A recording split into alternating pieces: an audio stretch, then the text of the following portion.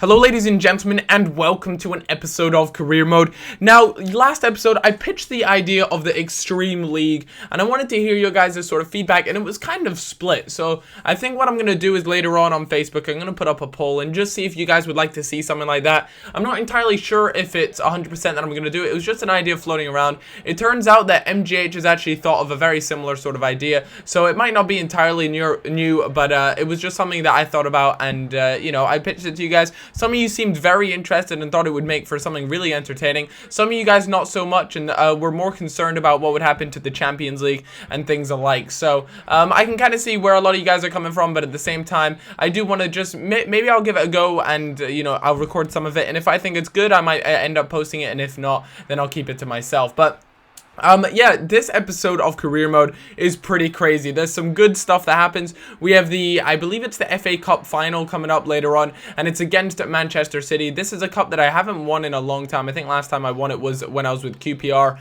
and I'm pretty sure, wait, maybe I did win it last season. I can't remember anyways. I know that I didn't do that well in the domestic cups last season, which is a little bit disappointing, and it's something I really aim to improve on this season. Anyways, 1-0 up against Sunderland. I get a really lucky bounce there. A lot of the times, you know, those things won't go your way, but it went my way this time. And Sturridge on his left foot, one-on-one against the keeper. That is going in every day. And Ter Stegen now an 82 rated player. We picked him up when he was 80 rated, so he has come along pretty nicely. Hasn't blown up in the sense that, you know, what Jovetic has done. Jovetic has gone from 86 already an 89 rated player, which is just bizarre to me. And Alex Oxlade-Chamberlain, the jammiest player I know. The amount of deflection goals he has scored this season is just silly. I think all of his goals have probably been a deflection. We get really unlucky. Well, they get really unlucky there for that not to go in. It was a decent effort, but fortunately for me, they didn't end up scoring, but we were 3-0 up. We were in the driving seat. We were playing very well. Some great balls played in. Unfortunately, as has it's pretty much been the theme of my entire season. It's the one thing that I really want to work on, which is scoring goals aerially. You know, we aren't doing very well when it comes to headed goals. Unfortunately, Sturridge wasn't able to bend one around the keeper there with his left foot again, but that's the thing with FIFA 13. You're not going to be scoring that many sort of finesse shots or anything along those lines. You really have to kind of stick to your power shots, which is a little bit disappointing because it's kind of ruined a little bit of the finesse shots, but I do understand that in FIFA 12 it was extremely overpowered. You know, you could pretty much finesse it from anywhere around the box, and if you had someone with some decent accuracy and some decent curve, it would go in most of the time. So hopefully for FIFA 14 they managed to find that sort of really nice balance, and there is Liverpool win the Premier League, the Barclays Premier League title. I am so happy with that. That is my very first time in my entire time playing Career Mode on YouTube anyways that I have won the Premier League, which is exciting. You know, I didn't manage to do it with QPR. I actually won the Champions League with QPR, but wasn't able to win the Premier League. Very Chelsea-esque, if you will.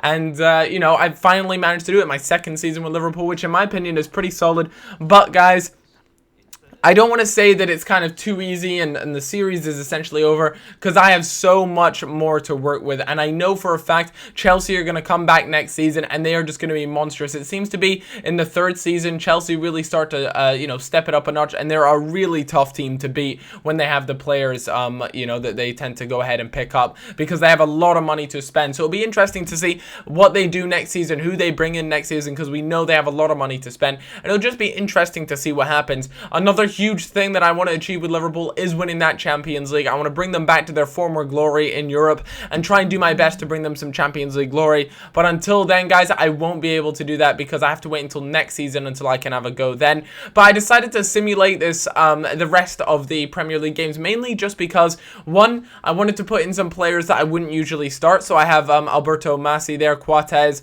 also Barini and Yezel. They're playing as strikers just because, you know, we've already won the title. It's now time to give some of the players who didn't really get too much game time the time to play and just see them develop. So that's really the reason why they were playing that game, and there is really not much need for me to play those final games. I mean, it would be kind of cool, but at the end of the day, when you're not playing for something, it's just really not that exciting to watch. But like I said, guys, we had the FA Cup final and it was against Manchester City. I decided I needed to put out my strongest squad. As you can see, a few of them didn't have full fitness, but thankfully, because of the last game that I played, where I played very much a second tier team of mine, I had a few players on the bench that had that full fitness. Like I said, Sturridge and Jovetic both have some really nice fitness on them, and that'll work really nicely for this important FA Cup final. I'm excited to see how it goes. Manchester City in the league, they were I believe they finished second or third. I'm not entirely sure. But I'll, next episode, I'll show you guys the final standings just so you guys can see how it all went down. But they had a really solid time. They got Valencia as a striker. They have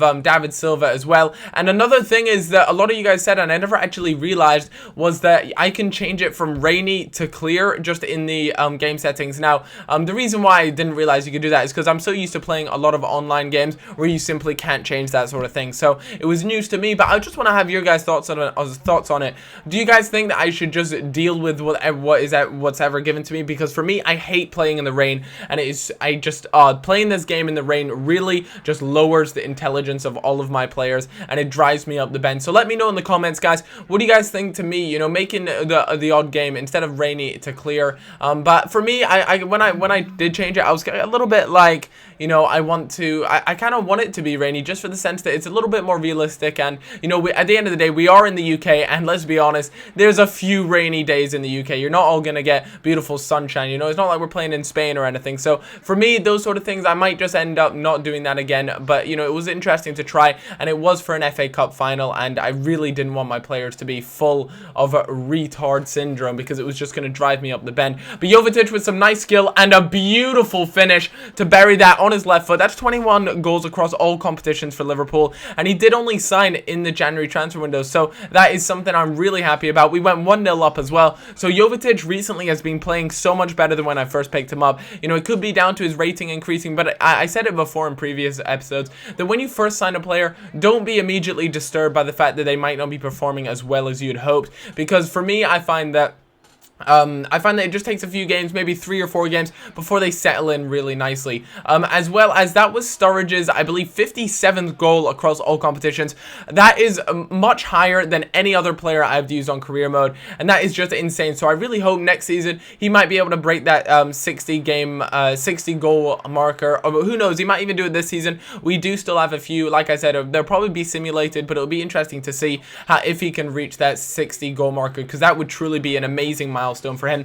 But we were 2-0 up against Manchester City, and Manchester City are not ones to lie on their back and let you run over them plenty of times, because that poor mistake from me leads to a really nice goal here from Aguero, who admittedly, you know, I think it was Ter Stegen, does palm it into Aguero's hands, and at that point I was a little bit nervous. You have to understand, you know, when you're 2-1 up and you finally let a goal go in, and it suddenly is that only a 1-goal difference, I was really starting to break it. But this kind of brought a bit of a smile to my eyes, or a smile to my eyes. What the hell? Since when do eyes smile? But a bit of a smile to my face when Kolarov there was given a red card. But they were still attacking and they were beasting it, but it wasn't enough. Fortunately, we won the FA Cup, which is just magnificent. Really happy with that. Obviously, a broken heart for Hart. See what I did?